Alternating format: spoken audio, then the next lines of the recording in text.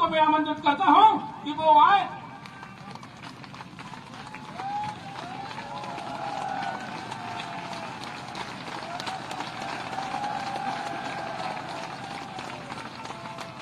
बोले गोपाल कृष्ण भगवान की।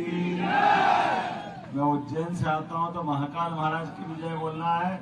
बोले महाकाल महाराज की।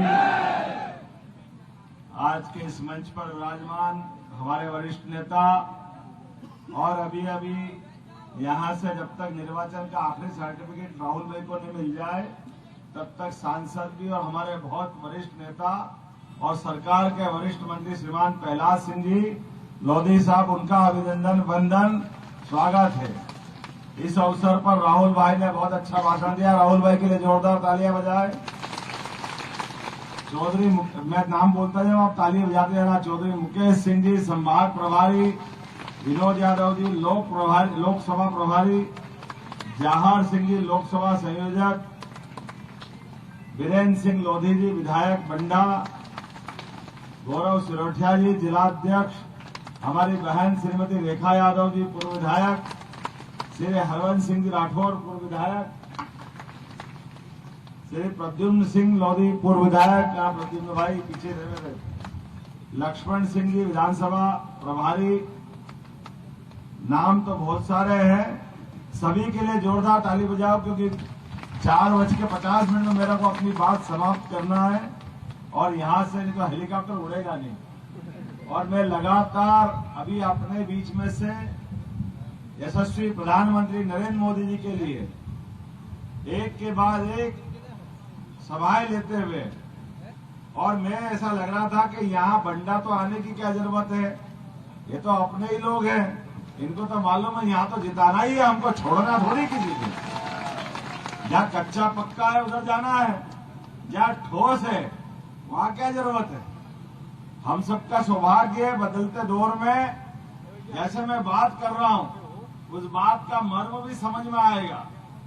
हमारे माननीय मोदी जी के तीसरे कार्यकाल के लिए हम इस चुनाव के बेला में आपके बीच में अपना तरफ से निवेदन करने के लिए आए हैं। अब हमारा सौभाग्य भी देखो, हमने अपने लिए अपने जीवन का सबसे अच्छा समय देखने के लिए परमात्मा ने हमको भेजा है। जैसे ये भगवान की दया, भगवान की कृपा। भारत और भारत की ताकत सदैव अपने परमात्मा के विशेष आशीर्वाद के कारण इस देश के अंदर दो भगवान महापुरुष के नाते से जन्म लेते हैं। दोनों के बीच 17 लाख साल का अंतर है। एक भगवान जय श्री राम कहलाते हैं, दूसरे गोपाल कृष्ण भगवान के नाम से उनकी पहचान है। दोनों के बीच 17 लाख साल का अंतर है। लेकिन दुनिया से बाहर 200 से ज्यादा देश में आप जाओ और आप बताओ कि आप भारत से आए, ये नहीं बताना है तो केवल कहां से आए हो आप बोलो तो आप कह दो रामकृष्ण के देश से आए तो वो आपको अपने आप प्रणाम करके आपकी संस्कृति को नमन करते हैं। यह हमारा सौभाग्य है। और हमारे लिए तो ये नहीं, इसकी लंबी श्रृंखला भी।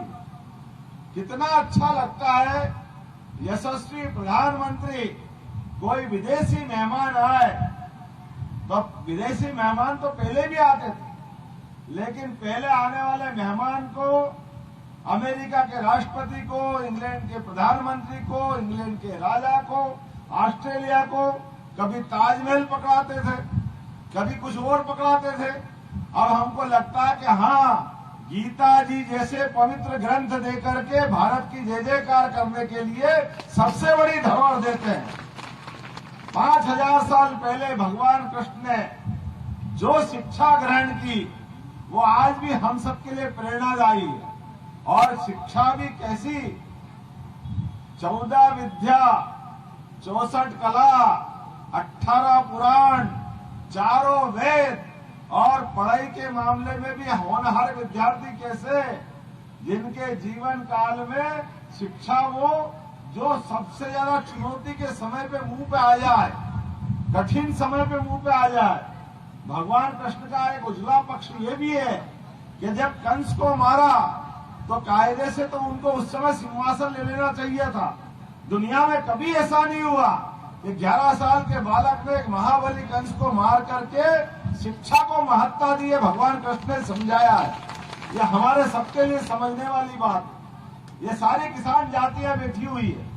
हम सबके लिए शिक्षा का महत्व भारत के अंदर 5000 साल पहले भी भगवान कृष्ण ने बताया है। और अपने समाज के बंधुओं के बलबूते पर गोवर्धन पर्वत जैसा विशाल पर्वत भी ऐसे उठा दिया जैसे फूल उठा रहा हो। ये सौभाग्यशाली अपन सब लोग हैं। मैं आज के इस अवसर पर ये सारी बात की भूमिका इसलिए कह रहा हूं। 17 लाख साल पहले भगवान राम ने जो पुरुषार्थ पराक्रम बता करके इस दुनिया के अंदर राम राज्य की स्थापना करके शासन की सुव्यवस्था कैसे होती है इसका उत्कृष्ट उदाहरण दिया था। भाई से भाई का प्रेम कैसा होता है राम और लक्ष्मण से देख करके समझ में आता है। पति और पत्नी का संबंध क्या होता है माता सीता और भगवान राम का संबंध बताया। दुष्मन से निपटने में महाबली रावण के साथ भी मुकाबला करना हो तो अयोध्या से सेना नहीं बुलाई उन्होंने, अपने जंगल के वनवासी बंधुओं के साथ वानर और भालुओं के साथ उस महाशक्तिशाली रावण को भी मार करके सोने की लंका जला के जिसने बता दी। उस पुरुषार्थी पराक्रमी समाज के सामने हमारे अपने देवता भगवान राम के मंदिर के निर्माण के लिए कांग्रेस ने कदम कदम पर कितने सारे अरंगे लगाए। बड़े दुर्भाग्य के साथ कहना पड़ रहा है। एक बार और दो बार 70 साल तक भगवान अपने अयोध्या में सरयू के किनारे अपने गर्भगृह में नहीं जा सके। अपने निर्माण के उस अवसर को 500 साल पहले जो मंदिर तोड़ा गया था कांग्रेस ने वो 70 साल तक नहीं बनने दिया। बड़े दुर्भाग्य के साथ कहना पड़ रहा है कि कांग्रेस आज किस मुंह से वोट मांग रही है, कौन वोट देगा उनको। चलो जोरदार ताली बजाओ। सुप्रीम कोर्ट के लिए ये आनंद आया है। आपने तो अकल नहीं थी भाई साहब, आपने तो जितने अड़ंगे लगाने लगा लिए।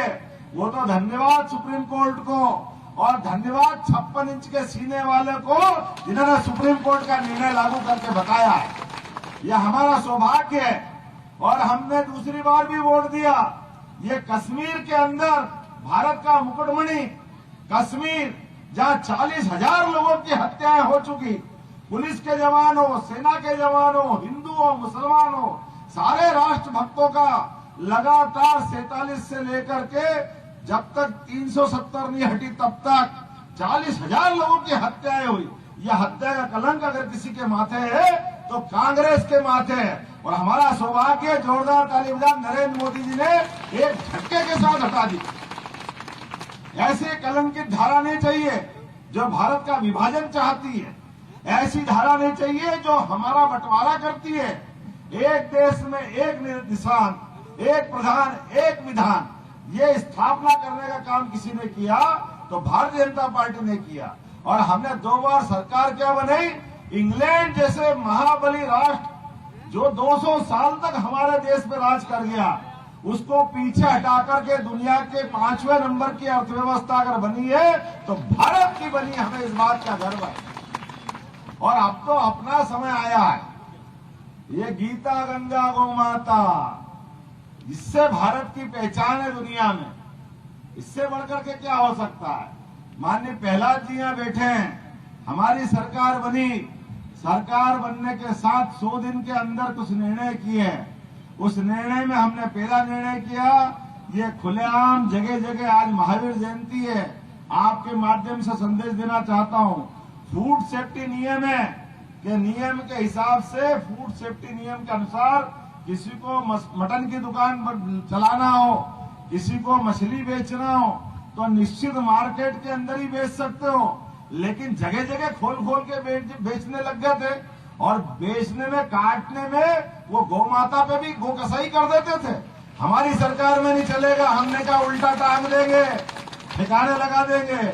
ऐसा काम कभी गौ माता पे कोई बदमाशी कर ले ये चलेगा नहीं। और उल्टा हमारी सरकार ने निर्णय किया। इस सरकार के इस चुनाव आचार संहिता के बाद हमारी जैसे मनुष्यों को बचाने के लिए एम्बुलेंस आती है, ऐसी गौ माताओं के लिए एम्बुलेंस आएगी। कोई घायल गौ माता कहीं मिले तो उठा करके उसका इलाज कराने की व्यवस्था हम करेंगे।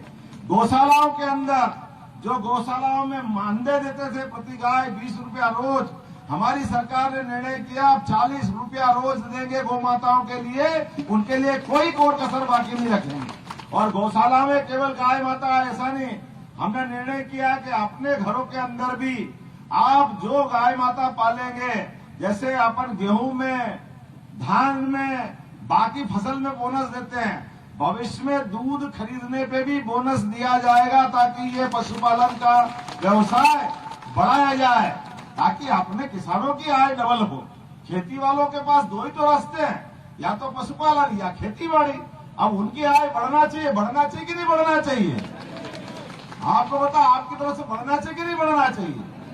हमारे अपने पशुपालन की अगर ताकत बढ़ती है, दुनिया में दूध देते हैं, अरे दूध क्या, वो तो भगवान का अमृत है। जिसको जीवन में अन्न नहीं मिले, केवल दूध पे जिंदा रह जाए तो उसका जीवन पूरा धन्य हो जाता है। यह हमारी अपनी संस्कृति है, लेकिन बड़े दुर्भाग्य के साथ कहना पड़ रहा।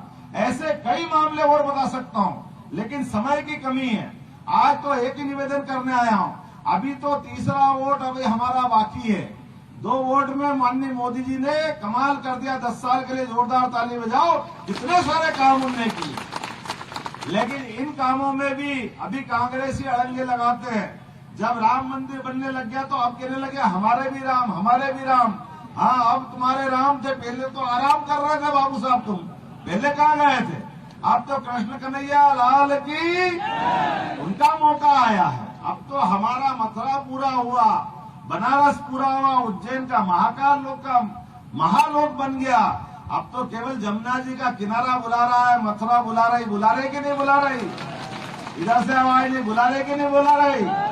हम और आप सब मिलकर के तीसरा वोट माननीय मोदी जी को देंगे। कोर्ट में ठीक ढंग से मुकदमा लड़के हम सब कृष्ण कन्हैया के भगवान का मार्ग खोलेंगे। वो जन्म स्थान में धूमधाम से मुस्कुराएंगे। हमारे देश की जिनसे पहचान, पूरे देश की जिन पे आस्था, दुनिया जिनको श्रद्धा से देखती है, वो अपने जन्म स्थान में नहीं रह सकते। और कांग्रेस सहित विपक्षी सारे लोग जमाने भर की बात करेंगे, भैया लोग अपने अपने कहाँ की बात करेंगे। बड़े दुर्भाग्य के साथ कहना पड़ रहा है, लेकिन अपने देवता के मामले में कोई स्पष्ट नहीं बोलता है। अरे कल तो कांग्रेस ने और बड़ी बात कर दी। वो दूरदर्शन पे लोगो आता था, सत्यमेव जयते वाला, है ना, वो व्हाइट से भगवा कर दिया। अब ये हाय भगवा कर दिया, हाय भगवा के छाती कूट कूट के मरे जा रहे हैं।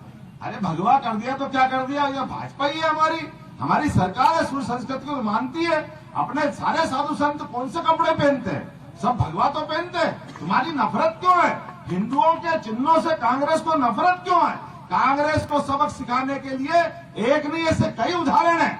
बोला हम सब तैयार है। ऐसे कोई भी हिंदू धर्म के मसले पर अगर कोई अपमान करेगा, मैं आपसे आह्वान करता हूं, कोई बर्दाश्त नहीं करना। और ये तो समय मोदी जी वाला है। हम और आप सब मिलकर के ऐसे दुष्टों से लगातार निपटते रहते हैं। मेरे साथ इस बात से सहमत हो जाए तो अपने स्थान पे खड़े हो जाएं। बोले भारत माता की, बांध लो मुट्ठी और एक एक वोट भाजपा के पक्ष में दे करके संकल्प करो कि हमारे राहुल भाई लोधी को भारी बहुमत से नया रिकॉर्ड बना के जिताएंगे। बोलो सब तैयार है? और अपने पास सब संकल्प करो, मतदान करने जरूर जाना है। शादी होगी, फसल कटाई होगी, कोई भी काम होगा, सब भूल जाना, सबसे पहले मतदान करना है, क्योंकि हमारे मतदान से ही लोकतंत्र स्थापित होता है। बोलिए मेरे साथ, भारत माता की, गोपाल कृष्ण भगवान की जय। जय श्री राम।